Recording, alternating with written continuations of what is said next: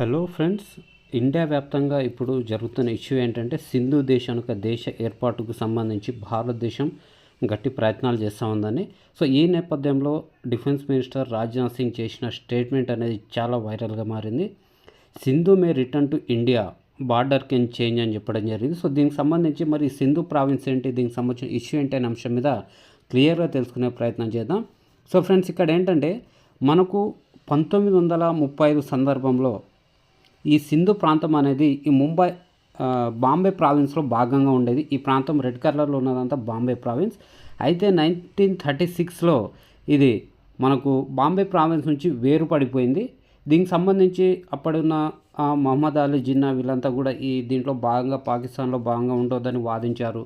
1944 Congress party annual మీట్లో కూడా దీని మీద చర్చ జరిగింది. సో ఫ్రెండ్స్, ఇది మరి ప్రస్తుతానికి ఎందుకు వార్తల్లో ఉందనే అంశాన్ని మనం చూస్తే మనకు డిఫెన్స్ మినిస్టర్ రాజ్నాథ్ సింగ్ చేసిన స్టేట్మెంటు. సో ఇక్కడ చూడండి, borders can change side civilisational link అంటే ఫ్రెండ్స్, ఇక్కడ మనకు ఇండస్ వ్యాలీ సివిలైజేషన్ అంటే ఏదైతే సింధు నాగరికత ఉందో ఈ సింధు నాగరికతలో భాగంగా ఉన్న మొహంజోదారో ముఖ్యమైన సైట్. సో ఈ మొహంజోదారో ఈ పట్టణం అనేది ఈ సింధు ప్రాంతంలో ఉంటుంది. కాబట్టి ఈ సింధు ప్రాంతంలో ఉన్న ప్రజలు అప్పుడు దేశం వేర్పడ్డప్పుడు కూడా చాలామంది, దాదాపు 10 లక్షల మంది వరకు హిందూ ప్రజలు ఆ ప్రాంతం నుంచి మన ఇండియాకు రావడం జరిగింది.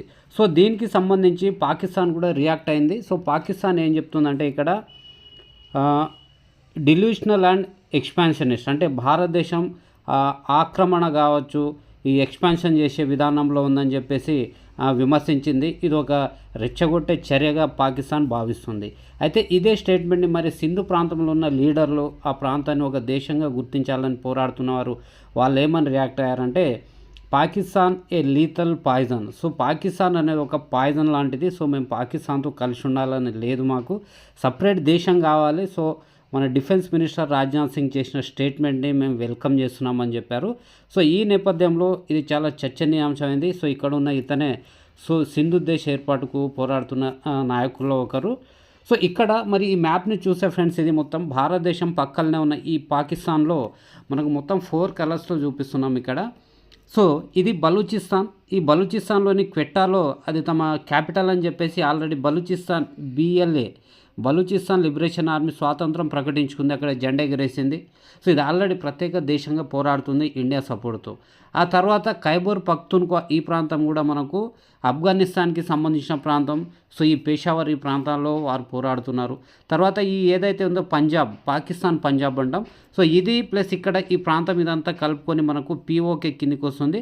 సో POK ప్రజలు ఆల్రెడీ గత 10 సంవత్సరాలు 15 సంవత్సరాలుగా పాకిస్తాన్ నుంచి విడిపోయి ఇండియాలో కలుస్తామన్న ఉద్యమాలు పెద్ద స్థాయిలో జరుగుతూ ఉన్నాయి.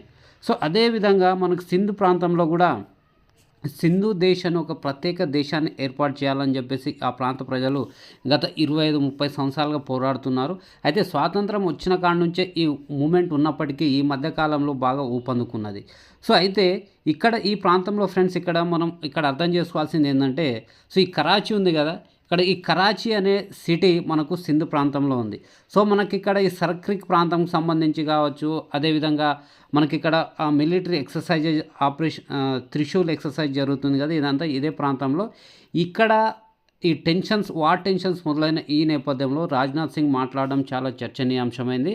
ఎందుకంటే మనం ఈ సింధు ప్రాంతం ఇండియాలో కలిస్తే, లేకుంటే ఒక దేశంగా ఏర్పడితే ఈ కరాచీ పట్టణం కూడా అందులో వెళ్ళిపోతుంది. అప్పుడు ఈజీగా కరాచీ అంటే ఇండియా ఆధీనంలోకి వచ్చేస్తుంది. కాబట్టి దీని మీద స్టేట్మెంట్ ఇవ్వడం జరిగింది. సో మరి పార్ట్ ఆఫ్ ఇండియా ఏ విధంగా అంటే సివిలైజేషనల్ కోణంలో అంటే మన యొక్క ఏదైతే ఈ సింధు నాగరికత కాలం ఉందో దానికి సంబంధించి మాట్లాడారు. So today the land of Sindh may not be a part of India, but civilizational Sindh will always be part of India as and of far land is concerned border can change. So ప్రస్తుతం ఈరోజు సింధు ప్రాంతం భారతదేశంలో భాగం కాకపోవచ్చు, కానీ మన సింధు నాగరికత కాలాన్ని పరిశీలిస్తే అది భారతదేశంలో భాగమే. కానీ భూమి విషయానికి వస్తే బార్డర్లు ఎప్పుడన్నా మారొచ్చు అని చెప్పారు. Sindh may return to India again tomorrow. Our people of Sindh who hold the Indus river scared sacred will always our own. అంటే ఏదైతే మనకు ఎల్కే అద్వాని పుస్తకం రాశారో దాంట్లో మనకు ఈ సింధు నది గురించి, సో సింధు నది జలాలను ఆ ప్రాంతంలోని ప్రజలు హిందువులు కావచ్చు, ముస్లింలు కావచ్చు ఎంత పవిత్రంగా భావిస్తారు. అంటే ముస్లింలు మక్కా మదీనా ప్రాంతాన్ని ఎంత పవిత్రంగా భావిస్తారో సింధు ప్రాంతంలోని ముస్లింలు కూడా సింధు జలాలను అంతే పవిత్రంగా పూజిస్తారు, భావిస్తారు. ఆ అంశాలను ఎల్కే అద్వాని పుస్తకంలో పేర్కొన్నారు. సో ఈ సందర్భంగా ఈ విధంగా మాట్లాడారు. సో ఫ్రెండ్స్, ఇది ఆల్వేస్ మన భాగమే అని చెప్పేసి రాజ్నాథ్ సింగ్ గారు ఇచ్చిన స్టేట్మెంట్ అనేది చాలా కీలకం. సో అదేవిధంగా ద సింధీ కమ్యూనిటీ, అంటే ఏదైతే ప్రాంతంలో సింధు ప్రజలు ఉన్నారో ఆ కమ్యూనిటీని సింధీ కమ్యూనిటీ, సింధీ భాష అంటాం. Always a symbol of cultural identity and ethos. He notice that the were Sindh is part of India's national anthem. So friends, ఇక్కడ మన ఏదైతే మన నేషనల్ యాంథమ్ ఉందో అందులో సింధ్ అనే ఒక ప్రాంతం కూడా ఉంది. సో ఇప్పుడు మనం దాన్ని చూద్దాం.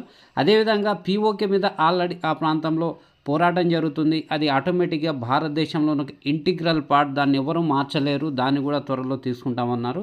సో ఇక్కడ ఈ మ్యాప్ని చూడండి, ఇండియా మ్యాప్.